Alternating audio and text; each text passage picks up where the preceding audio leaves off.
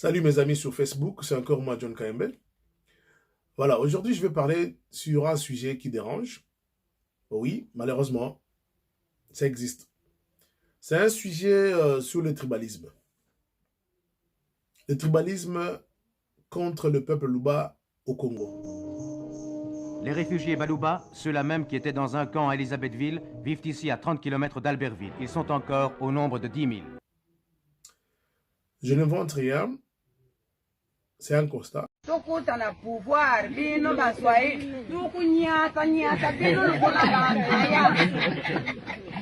c'est quel genre de langage? Donc, après cet élément ici, je vais vous laisser suivre différentes personnes envers le peuple Luba. Comprenez que ce qui n'a pas la vidéo, ce n'est pas pour que vous s'attaquez à bateau, n'a pas écrit sur ma vidéo.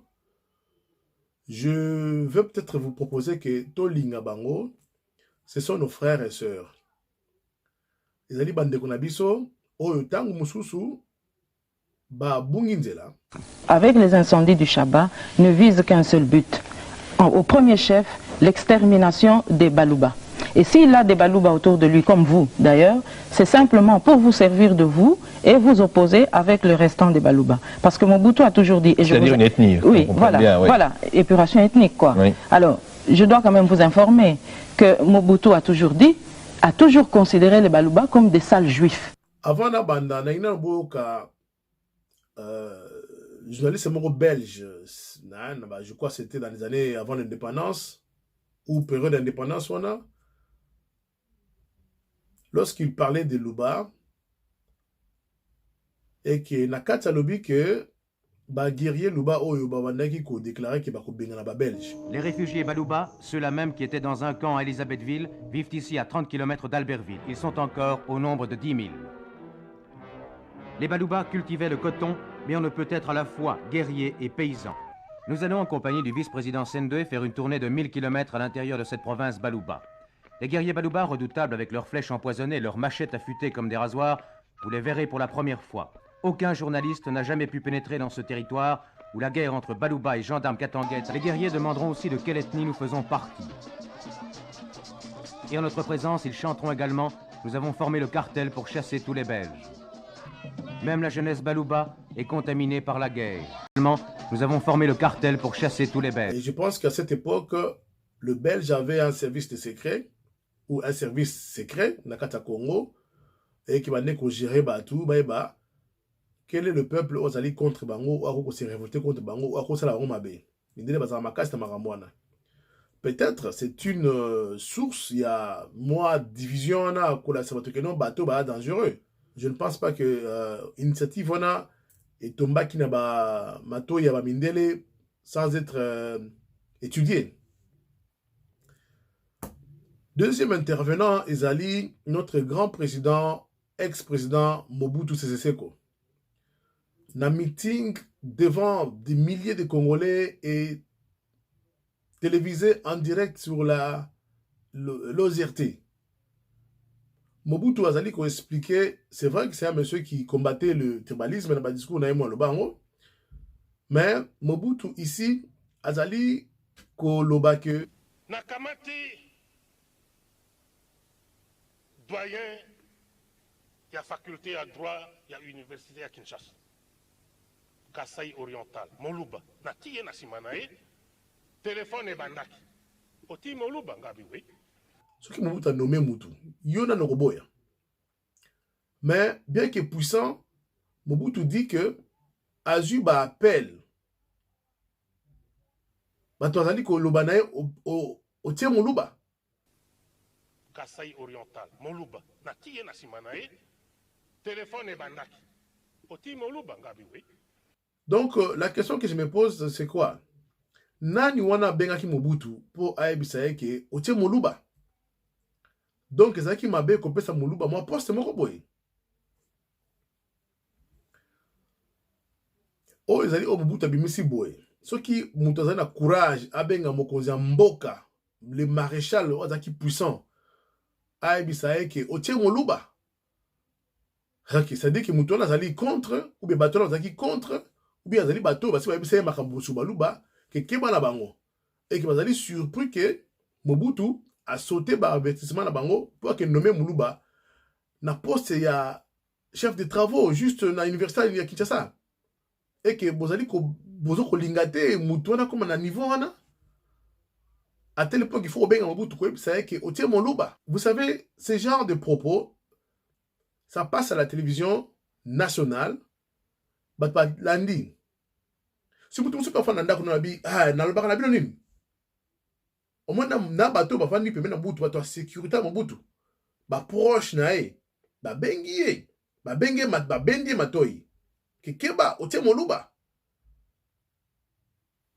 Alors, moi je veux savoir na période wana qu'est-ce que le Baluba basalaka pona c'est que bato babanga à tel point que batia bata mutu mokote na poste à niveau wana. Peut-être c'est parce que Baluba mingi bazara na UDPS. Je n'ai pas de réponse à ça. Ne nous mettez pas à l'écart comme étant un peuple à étudier pour dire que bino bozaraboué, bozaraboué. Non, on est tous pareils. Ce que vous voyez chez nous, il y a bien Amabé, il y a au coup tapé par Batumoussous. Batumoussous va aussi la campagne, et ça qui était que Félix a l'écaté. Mais ça qui est Moulouba dans l'écaté. Votaki Fayoulou, pona ba kombo na ye. Martin Fayoulou, ce qui te votaki ye pona kombo na ye madidi. Fayoulou wana donc eza kombo ndambo, ezo ko jongle na ndambo ba Congo. Après la pluie, c'est quoi? Kwangu mimi la pluie ni ile moment mulikuwa na Babilulu Bakasai. Bartu envahir. Occuper ma place yote importante. Ma société na fois yote. Maintenant que tu as retrouvé l'identité et tu katangez, c'est le beau temps. Kinani wana na bosa ni premier ministre ya Baluba wana. Reconnaissez une chose mon cher, que j'ai l'impression que les Baluba n'ont pas des sages, ils savent étudier le passé pour construire le futur. Bandeko Baluba bolingi nini? Mabe continue. Alors nous-mêmes les Congolais, pour tout ordre, il faut tout la siko ici comme Mabe Zouta. Semi Bantu, Oyo Bezali Baluba. Je vais vous expliquer maintenant. Bango et Sika Bango Bauta. Bantu ba komi ba yemite nini ba sala. Hein? Soki bino bozo mona ngo normal makambo zo leka na Congo. Soki bino bozo mona ngo makambo zo leka na Congo pona ye Félix lokola za ndeko na bino Moulouba. Bino nyonso tu donc bino nyonso tu na ko sangisa bino nyonso tu. Nazo sala nanu to yoka nanu kamo interview oyo salaki na Kenya. Bolanda, président Baluba Bandeko, soni na Congo pena. D'abord, Basemi Bantu, Baza peuple moko, onzamba benga na abenga ba Israélien, ba Israélien, ba peuple réfractaire. Ba peuple réfractaire, ils ont peuple moko très têtu. Ba yo kakate, regardez ce que Chilombo fait. Batu balingi était mais ils sont tête. Avec son inconscience, il détruit le pays, à son service d'impérialiste, mais il veut toujours être là à son pouvoir dans le Congo. Mais si tu veux avoir le pouvoir, soit pouvoir aux ala, chef, yaba Semi Bantu, yaba Glouba, pas pour tous les Congolais. Élu demande à Chilombo de remettre sa démission et de s'en aller en attendant les élections de 2023. Ce sera un geste héroïque. Ce sera un geste d'une bravoure et d'un courage extraordinaire. Et ce sera aussi, de la part de Chilombo, la preuve, le témoignage d'un grand amour et d'un grand patriotisme pour le Congo, pour les Baluba. Dans le Babilou est belé pour le Baluba. Dans le Babilou, Moulouba cause la Moussel dans 2016 ou 2017. Vidéo zali a on a la chaîne nangai. Dans le Babilou, Moulouba cause la Moussel dans avant. C'est un peuple vantard et orgueilleux. Et dans la situation actuelle du Congo qui est occupé, nous avons besoin des gens qui sont vantards et orgueilleux comme des Baluba. Vous savez, le peuple cassien, c'est un peuple caractérisé par l'orgueil. C'est comme ça qu'on reconnaît Pato Zaïre. Ici, nous les appelons Biloulou, c'est parce qu'ils sont tellement nombreux qu'ils envahissent.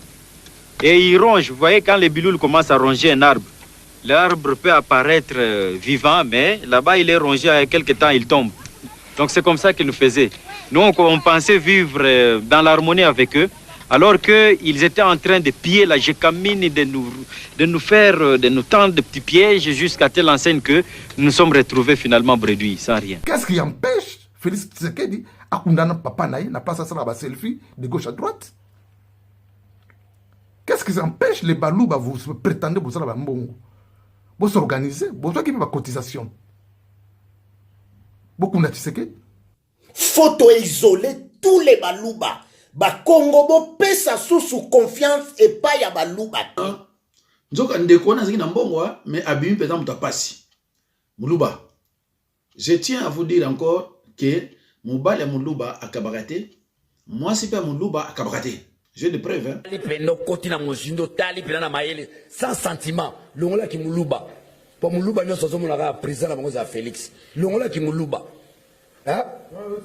Nazo samna batuko eza vecteur to longola ki Muluba. Tala masa na Mike Mukebe aza mobile. Muluba me abimi na ba sentiment pour na saleli mutu. Na éviter pepesel pour aza pembe na ngai. Mais sur aux yeux, mon soit tanga moi je suis de Kabaya Kamouanga, c'est Félix qui sera président. Qu'on le veuille ou pas, c'est Félix toujours. C'est Félix le candidat commun. Sur l'andelier, Kabaya Kamouanga. Mibale Balouba. Vous m'avez dit que vous poigne. Mibale Balouba, c'est vous partout ce que vous en apportez. Vous m'avez comporté dans la bionne ya mbindouane en Afrique. En Afrique, tous les bêtes, moi si vous voisins, vous avez été. 65% na Kinshasa sur les Congo. Kolandate ba petit ba kimigera kamona sa pour baila kisasa ba mukie. Et les Balouba dans l'ensemble l'électorat ba 20% ba comme ça tout président. Na 20% ba ko bimisa 50 députés. Bande ko yoko na bisa bino. Muluba amtu babe. Muluba akoyi ko luba pa mu Congo te. Quand je parle de mon Congo, c'est-à-dire je parle de Bantandu, Bayompe, Bandibu, Bamanianga, Bambata, Balenfo, Bamsusu, Nabosani Banini, Bandibu, tout ça. Un Moluba a quoi le Baba Congo. Mais puis ba Congo, tu vas aider Balouba depuis quand? Mais depuis avant l'indépendance, n'engel ba Congo ba soutenir Tshisekedi. Ngaza leader na Kinshasa ya ba Congo nazo confirmer ngo. Bisom toza majoritaire Balouba baza minoritaire. Qui te évolue na nenga bolingo. Mais so comme bongo biso na bino. Biso na bino to ko bénéficier mu kolonini bino Balouba bino ba Taliban. Ngana za hypocrite. Na kolo ba vérité.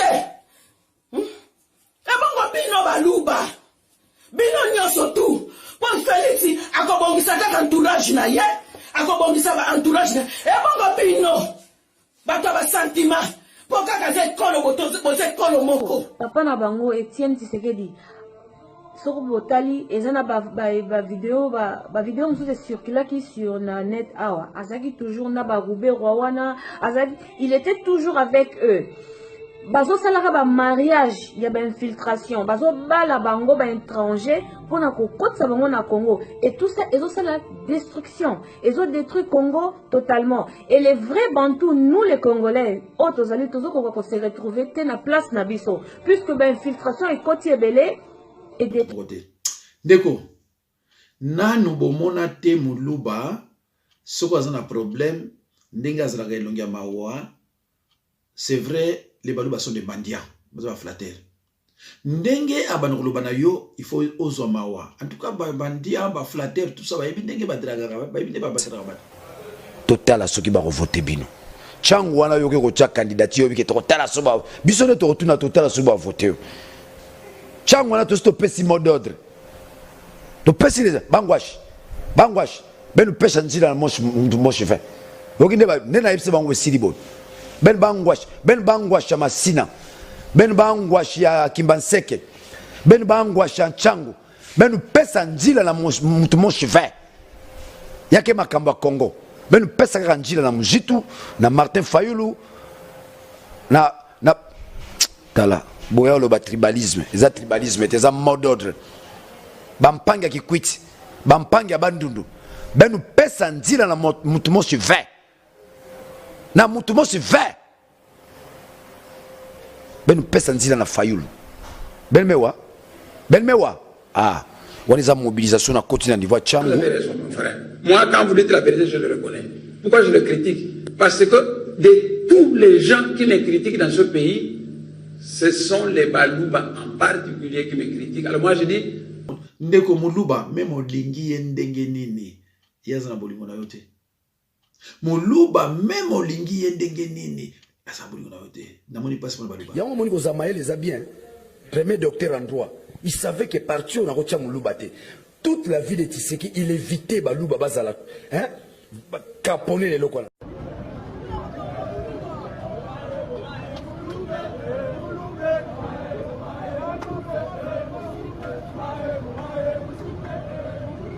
Il vient de là-bas.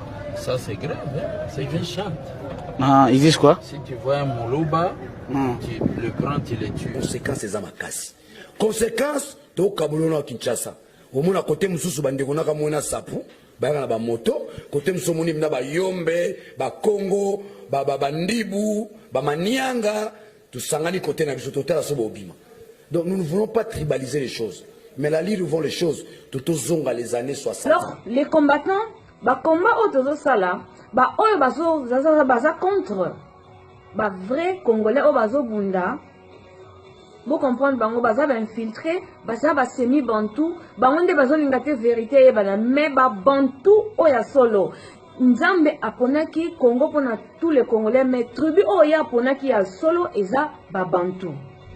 Ba semi bantu pe bazawana, mais oyo ba bantu oyo eza reconnu, ce sont les bantous.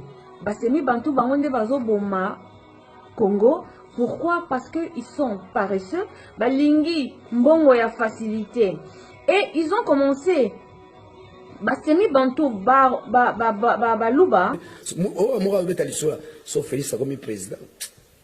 La fondation Balupang na Gombe. Na kanga pema.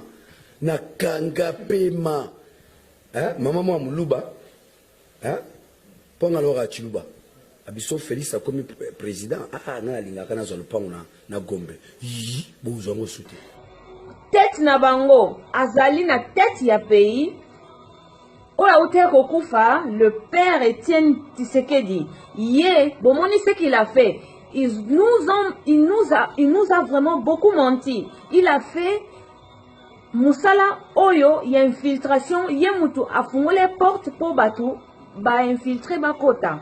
Bon, pendant kota wana naksil sa wana te ezali, c'est ce qui s'est passé. Exactement que ba okosele makambo ou bien balingi ba bebisa ou bien tozoa soki nini. Non, c'est ce qu'il a fait, c'est le boulot qu'il avait fait.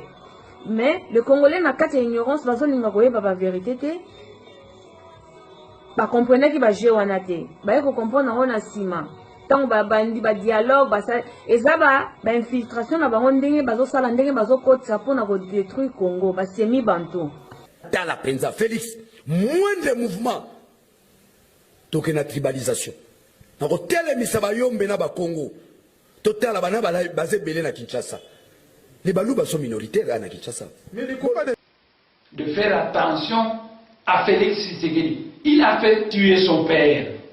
Qui te évolue en nenga bolingo. Mais si vous comme ça on dit kamba baluba, pour comme partir baluba, hein? Bon mon appelle biso ba Congo to tellement, mais si vous zonga mbujima ibutu butu, bon mon sakala na batu. Oh, dis, tu sors aussi ba casser ba 20%. Je veux dire aux gens qui nous détestent que nous ne sommes pas différents. Ba pas si le bon mona na ba province tabino, biso pe to moniango. Bapasi Obomoni en tant que Congolais pendant des générations ou pendant des années, Bisope, tous les Congolais, tout le monde peut pas passionner. Allez-y en Bujimaï, vous allez voir que ce n'est pas une grande ville. Ce n'est pas une ville urbanisée. Et puis vous allez voir qu'il y a aussi des pauvres. Vous allez souffrir.